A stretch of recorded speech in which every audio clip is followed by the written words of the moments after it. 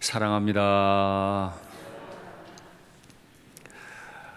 오늘 스승의 주일 맞이하기까지 우리 일산교회에 있는 또 말씀 전하는 많은 말씀 사역자들, 또 주일학교에서 다함 없이 애써주시는 우리 선생님들, 또 작년부터 시작된 남자 부부구역, 올해 더 활성화되고 있는데 이 부부구역에서 평신도 지도자로 힘있게 서주시는 우리 구역장님들께 다시 한번 깊이 감사드립니다.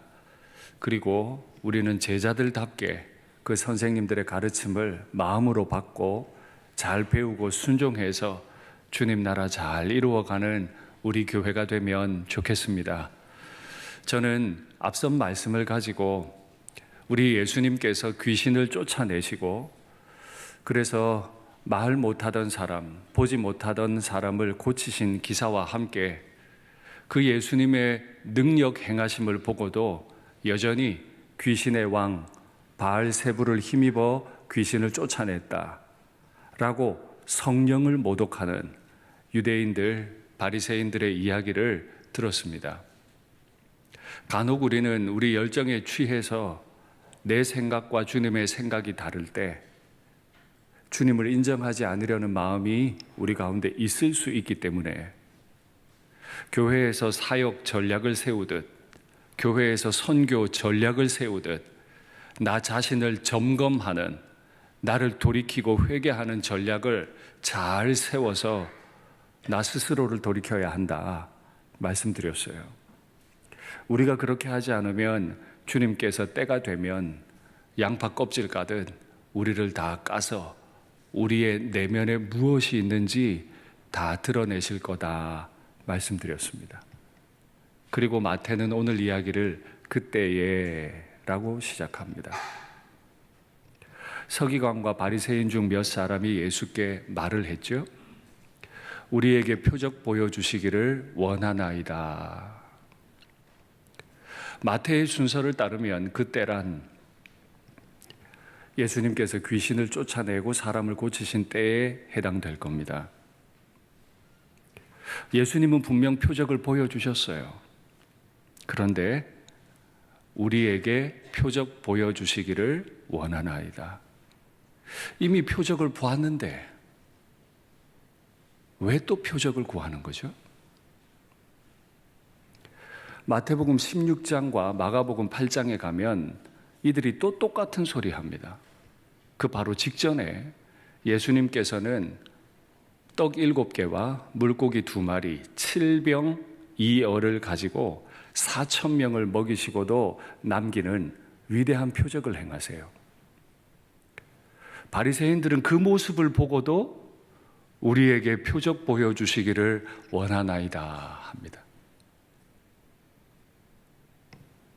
도대체 이들은 어떤 표적을 보면 표적이라고 믿겠습니까? 얼마나 더 자극적이어야, 얼마나 위대해야 도대체 표적을 표적으로 받아들일까요? 우리에게 표적 보여주시기를 원하나이다 라고 했는데 헬라어 성경을 한번 직역해 보았습니다. 성경 보여주시죠. 우리가 당신으로부터 오는 표적 보기를 바랍니다. 우리에게 표적 보여주시기를 이라고 번역된 이 부분은 헬라어를 살피면 당신으로부터 오는 이라는 말이 들어 있습니다. 그렇죠. 표적은 표적을 행하는 사람이 어떤 존재인지 드러내주는 것입니다. 서기관과 바리새인은 당신으로부터 오는 표적을 보기 원합니다. 당신이 어떤 존재인지 알기 원합니다. 도대체 얼마나 더 자극적이어야, 이것보다 얼마나 더 커야 표적을 보이신 분을 그대로 받아들일 수 있을까요? 그래서 예수님께서는 더 표적을 구하는 자들에게 표적 나타내는 것보다 그들을 정죄하시죠. 악하고 음란한 세대가 표적을 구하나. 그들을 향해 악하고 음란하다고 말해요. 하나님은 이미 오래전부터 말씀을 주셨어요. 말씀 잘 알고 있습니다. 그리고 그들은 종교적인 열정 때문에 바리새인이 됐습니다. 직업적으로도 상당해요. 하루 종일 성경 베껴 쓰는 게 그들의 일이에요. 그게 그들의 직업이에요. 그런데 그들을 향해 음란하다, 바람기 가득하다는 거예요. 왜요? 내 마음에 드는 말씀 가르쳐라. 더 자극적이어야 돼. 내 마음 더 시원해져야 돼. 아내가 밥을 차려주면 맛있게 먹습니다. 아내의 섬김도 받습니다. 그런데 더 즐거운 거 요구합니다. 아내의 섬김은 받고 다른 여성들을 통해 즐거움을 받기 원합니다. 그거와 무엇이 다릅니까? 표적을 다 보였으나 또 다른 표적, 더 크고 자극적인 표적. 구하는 그건 영적인 간음이에요. 그리고 주님 말씀하십니다. 그런 표적을 구하지만은 내가 보일 표적은 요나의 표적밖에 없다. 그리고 주님께서 내가 사흘 동안 땅에 있어야 될 거다 말씀하십니다. 아마도 요나가 물고기 뱃속에 사흘간 있었던 것을 떠올리시면서 당신의 고난의 표적, 죽음의 표적, 그리고 분명히 언급되진 않았지만 그 이후에 따라오는 부활의 표적을 말씀하신 게 아닐까 생각해 봅니다. 예, 다른 어떤 표적을 보여도 그들은 더 자극적인 거 원하고 자기 마음대로 되는 표적을 원할 거예요. 우리도 잘 그러죠. 아, 설교 좋아. 뭐 설교가 저래. 이 목사님 설교 참 좋다. 저 목사님 별로야. 정말 잘 알아. 좋다 나쁘다 판단할 만큼 나는 좋은 성도가 되어 있습니까? 선생님들 좋다 안 좋다 판단할 만큼 정말 나는 좋은 제자로 성숙해 있는 거 맞습니까? 다 바꿔야 된다는데 진짜 나도 바뀌어 있는 거 맞습니까? 그렇지 않고 남들을 향해 끊임없이 표적을 구하는 건 간음이에요. 나는 바뀌지 않고 남들을 통해 더 자극을 받기 원하는 거, 간음이라고요. 근데 문제는 주님께서 땅 속에 사흘간 묻혀 계시다가 부활되는 이 표적, 그 끝이 무서운 거예요. 심판 때에 니느웨 사람들이 일어나 이 세대 사람을 정죄하리니 41절이죠. 그리고 42절에 이어서 심판 때에 남방 여왕이 일어나 이 세대 사람을 정죄할 거다. 이게 무슨 얘기예요? 물고기 뱃속에 사흘간 있던 요나가 니느웨로 가서 회개의 복음을 전했죠. 그들은 회개했습니다. 그래서 주님이 말씀하세요. 니느웨 사람들이 그들을 정죄할 텐데 이유는 니느웨 사람들은 요나의 전도를 듣고 회개하였거니와 지금 여기에 요나보다 더 큰 이가 있다.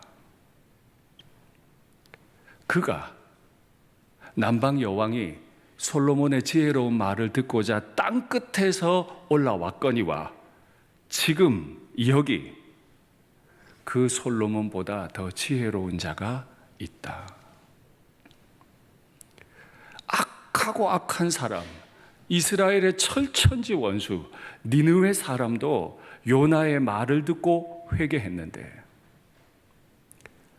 먼 땅 끝에서 올라온 이방 여인도 솔로몬으로부터 지혜의 말을 듣는데 지금 여기 와 있는 하나님이신 예수님의 말을 듣지 않으니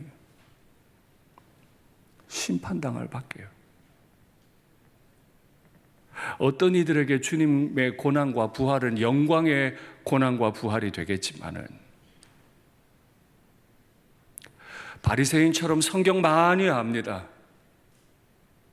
성경을 옮겨 쓰기도 합니다. 그걸 직업적으로 가지고 있습니다. 교회에서 남 부럽지 않게 남보다도 훨씬 많이 헌신합니다. 그런데 그가 심판 때에 정죄당할 수 있음을 우리 주님 말씀하세요. 그래서 묻겠습니다. 저와 여러분은 안전할까요? 심판 때에 안전할까요? 주님께서 우리에게 깨닫는 마음 주시기를 간절히 원합니다. 우리는 흔히 헛똑똑이라는 말을 많이 합니다. 학교에서 박사 학위를 가졌는데 정작 회사에 가서 써먹지를 못해요. 그래서 회사의 리더들이 다 다시 배워야 된다고, 다시 가르치라고, 저거 헛똑똑이라고. 학박사 학위를 가졌는데 가정에서 쓸모가 없어. 학위를 가진 만큼의 품위와 인격을 가져야 하는데 그 품위와 인격이 안 돼.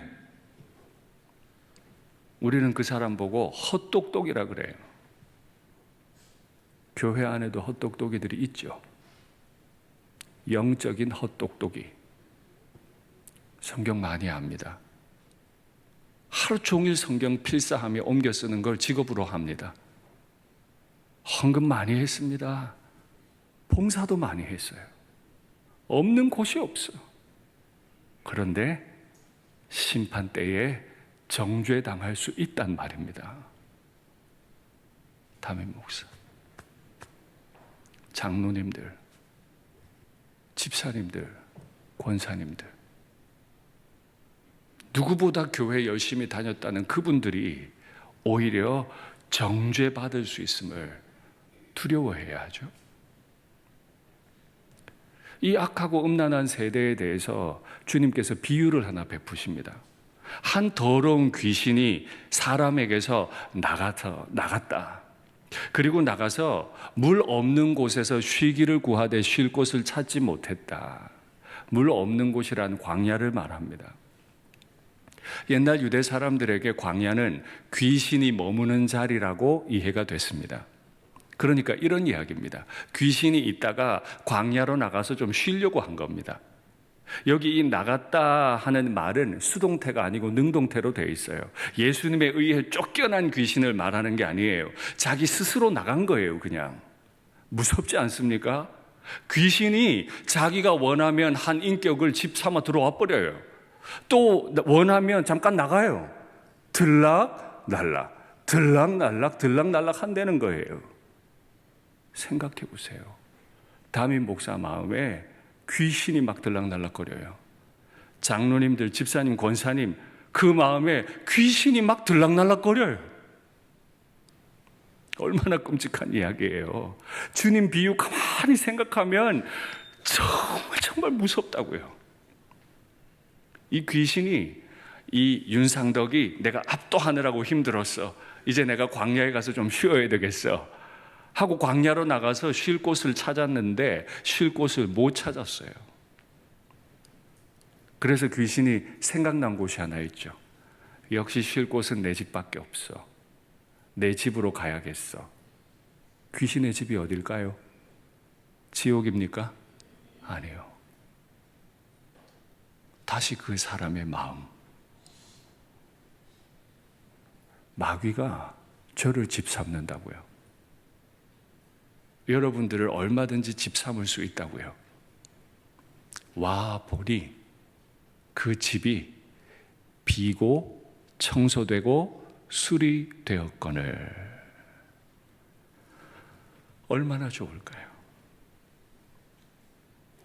오랫동안 나갔다가 탁 들어왔는데 다 비어있고 깨끗하게 청소되고 리모델링까지 다 돼 있어. 얼마나 좋겠어. 그러니까 귀신이 너무 좋아서 다시 나가요. 더 악한 귀신 7을 데리고 들어와 거했다. 8 귀신이 한 사람의 영혼 안에 거합니다. 왜 이렇게 됐습니까? 귀신이 나간 이후로 집이 다 비었어요. 집이 비었으면 새로운 주인이 오고 청소되고 깨끗하게 리모델링이 되면, 다른 주인이 와 있으면 귀신이 못 들어올 텐데, 귀신이 나간 이후에 아무 존재도 그 영혼 안에 들어온 적이 없어요. 그래서 귀신이 딱 와보니 귀신 어서 오라고 입주 청소 깔끔하게 해놓고 리모델링까지 다 해놓으니 완전히 할렐루야죠. 여러분에게 피카소 같은 화가, 고흐 같은 화가가 그린 명품 그림을 하나 주고 이 그림 위에다가 네가 원하는 붓으로 한번 그려봐라 하는 게 그림 그리기 쉽겠습니까? 하얀색 도화지 하나 주고 네가 원하는 대로 그림 그려봐라 하는 게 쉽겠습니까? 피카소나 고흐의 그림 위에 점 하나 찍는 것도 너무너무 어려운 일이에요. 그렇죠? 그런데 하얀색 도화지 위에는 내가 마음대로 그릴 수 있어요. 세례 요한이 와서 회개의 복음을 전했습니다. 예수님께서 오셔서 천국 복음을 전했어요. 말씀을 듣고 꽤 감동을 받았습니다. 이야, 이런 일도 있구나. 감동만 받고 그 말씀으로 자신을 감독하지 않으면 이 엄청난 결과를 당할 겁니다. 말씀을 듣고 뭔가 찡하긴 했는데 예수님을 마음의 주인으로 채우고 예수님의 말씀이 충만하게 내 안에 있지 않으면 바리새인과 서기관, 말씀이 충만한 사람의 마음 가운데 8 귀신이 들어가듯 내 영혼 안에 얼마든 귀신들이 들어와서 지 마음대로 그림을 그릴 겁니다. 왜냐하면 비고 청소되고 수리까지 되어 있거든요. 마음에 귀신이 그려놓은 그림이 너무 강하니까 나오는 말도 그 그림 보고 하는 말, 행동도 마음에 그려진 그림 따라 행동해요. 주님이 지금 이 말씀 하시죠. 하나님 말씀은 감동받는 것도 좋지만 그 말씀을 따라 나 자신을 철저하게 감독해야 합니다.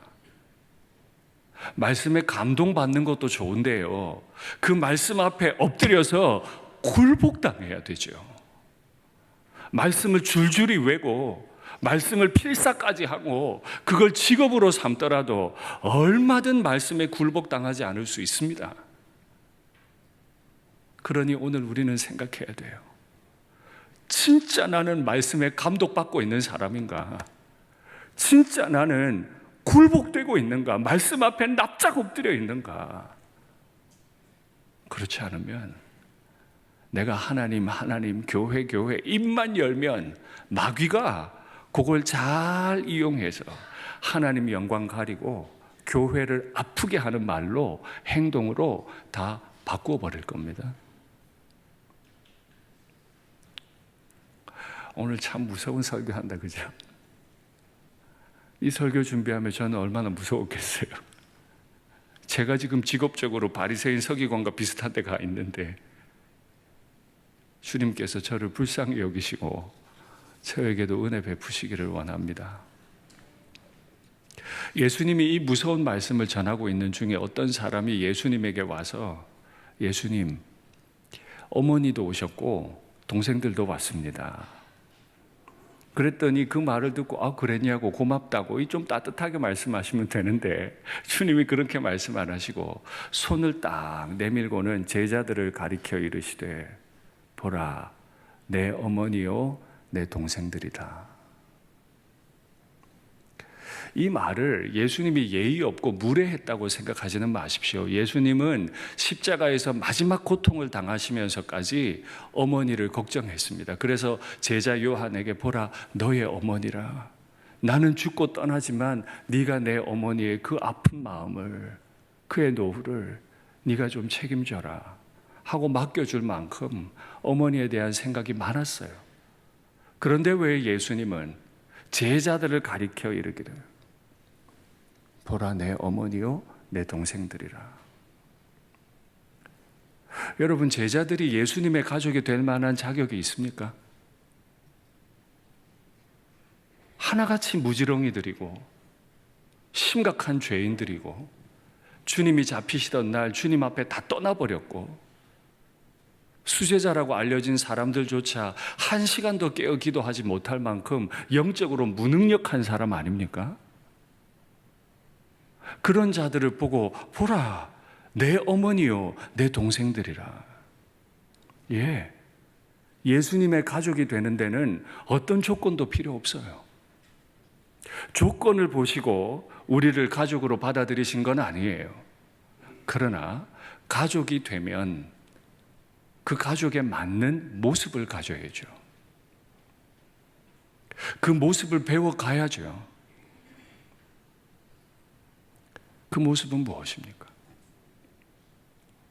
보라 하고 제자들을 가리켜 말씀하신 이후에 누구든지 하늘에 계신 내 아버지의 뜻대로, 오늘 설교 제목입니다. 그가 누구든지 간에 하늘에 계신 내 아버지의 뜻대로 행하는 자라야 내 형제요 자매요 어머니이니라. 정말 예수님께 받아들여지는 사람들은 무지렁이들이고 공부해 본 적이 없고, 그러니까 주님 앞에 많은 예물 드려본 적도 없고 기도할 능력도 없고 주님 잡히시던 날 밤에는 다 떠나버린 무능한 사람이었어도 지금도 주님 말씀 필요해서 말씀 받겠다고 주님 앞에 따라 나와 있는, 주님 따라다니고 있는 그 제자들, 그들이 주님의 가족이라. 우리는 이렇게까지 텅 빈 나의 마음에 주의 말씀 채우고 주님을 주인으로 모시고 주의 길을 따라 걸어가려는 사람입니까? 설교 한 편 들으며 감동은 하는데 그 말씀 따라 나 자신을 냉철하게 감독하고 그 말씀 아래로 내려가서 굴복당하고 있는 제자 맞습니까? 천국은 가겠다고 하는데 내 마음에 귀신이 들락날락하면서 입으로는 천국 말하는 사람은 혹시 아닙니까? 오늘 스승의 주일이죠. 스승을 대하는 가장 아름다운 태도는 무엇일까요? 가장 스승을 스승으로 만들어 드리는 아름다운 태도, 그건 뭘까요? 옛날 북이스라엘에 정말 위대하게 쓰임받은 한 스승이 있었죠. 그가 살던 때에는 그 북이스라엘의 바알과 아세라 문화가 얼마나 더러웠는지 모릅니다. 그래서 그는 바알과 아세라 선지자들과 싸우며 하나님의 나라를 드러냈던 위대한 스승이죠. 근데 그 위대한 스승을 너무 사랑했던 한 제자가 있었어요. 그 제자는 그 스승을 보며 하나님 나라를 맛보았기 때문에 그 스승으로부터 배우고 싶었어요. 그런데 성령의 인도를 따라 이제 그 스승이 이곳을 떠날 때가 된 거예요. 근데 한 제자가 자꾸 따라와요. 내가 성령의 인도를 받아 이제 저쪽으로 갈 거야. 너 이제 날 떠나라. 그랬어요. 그랬더니 그 제자가 이렇게 말합니다. 말씀 확인하시죠. 엘리사, 제자죠.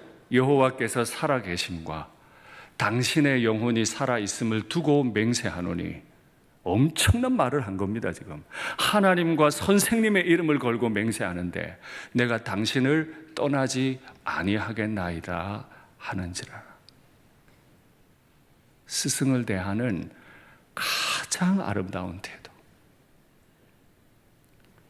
그가 바알과 아세라를 이겨낼 때 그 모습을 보며 주여 나도 저렇게 하나님 나라를 이 땅에 드러내게 하옵소서. 그래서 어떤 일이 있어도 나는 선생님 떠나지 않겠습니다. 선생님한테 배워서 하나님 나라 드러내겠습니다. 이렇게 해야 된다는 거죠. 근데 저 말이 2절에만 나온 게 아니고 4절과 6절 두 번 더 나와요. 자리를 옮기면서마다 엘리야 선생님이 말해요. 떠나라, 떠나라, 이제 가라. 저는 못 갑니다. 저는 못 갑니다. 선생님한테 붙을 겁니다. 똑같은 말을 3번 반복하며 따라 붙어요. 엘리야가 기가 막힌 거죠. 이제 가야 되는데 자꾸 따라 붙는 제자에게 묻습니다. 내가 뭘 해주면 좋겠는데? 그랬더니 제자 엘리사가 엄청난 말을 합니다. 말씀 확인하시죠.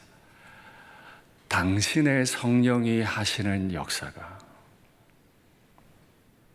선생님 당신 안에 성령이 계신데 그 성령이 하시는 역사를 내가 봤는데 갑절이나 내게 있게 하소서 하는지라. 저 말을 잘못 이해하시면 안 됩니다.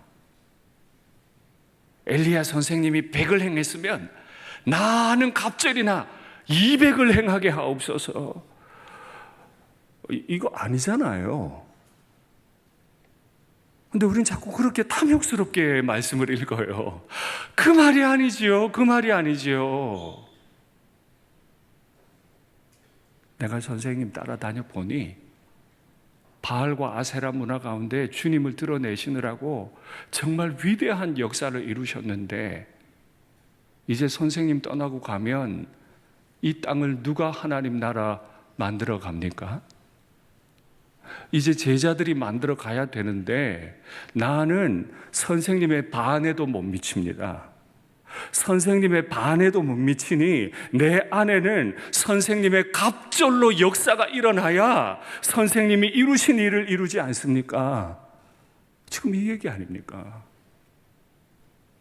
진짜 제자는 선생님보다 위대해질 수 있다고 생각하는 제자가 아니라 자기가 선생님보다 얼마나 못난 제자인지를 알고 선생님으로부터 물려받은 그 일들을 이루기 위해 갑절의 역사해 주셔야 내가 선생님 하시던 일을 해갈 수 있습니다. 겸손한 제자지요. 담임 목사 위에 기도하실 때요, 주기철 목사님, 손양원 목사님에게 역사하시던 성령의 갑절의 역사가 우리 담임 목사에게 있게 하옵소서. 갑절 가지고 되겠습니까? 3갑절, 4갑절, 5갑절, 그 갑절의 역사가 우리 담임 목사에게 있게 하옵소서. 왜 그렇습니까? 저는 주기철 목사님, 손양원 목사님 반도 안 되거든요. 근데 그분도 하나님의 나라 이루셔야 되고 저도 이루어야 되기 때문에 저한테는 갑절, 3갑절, 4갑절의 역사가 필요할 수밖에 없어요.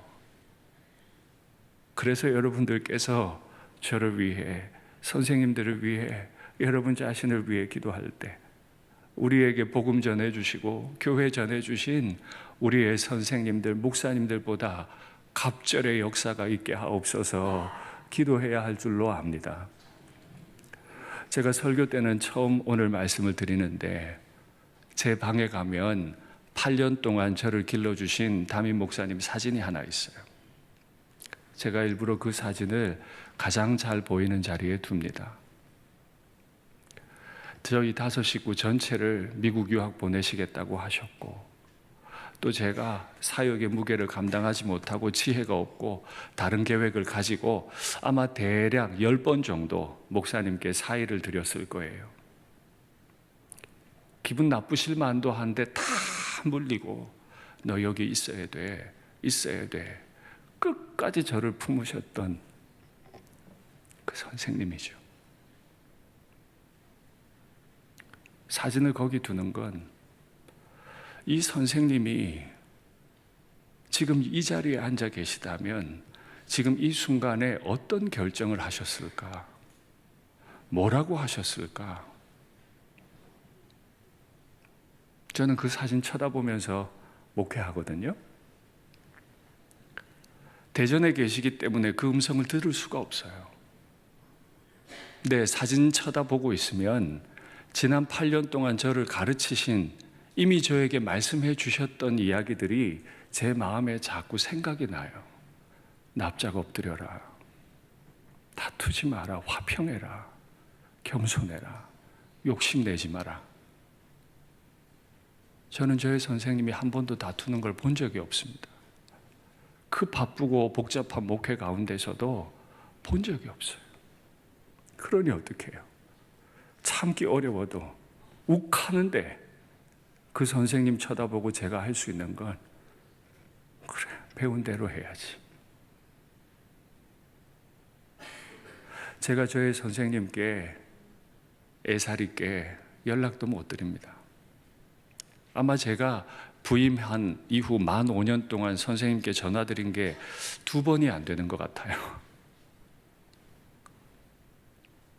그래도 제 마음에는 매일 그 선생님의 말씀이 자꾸 움직여요.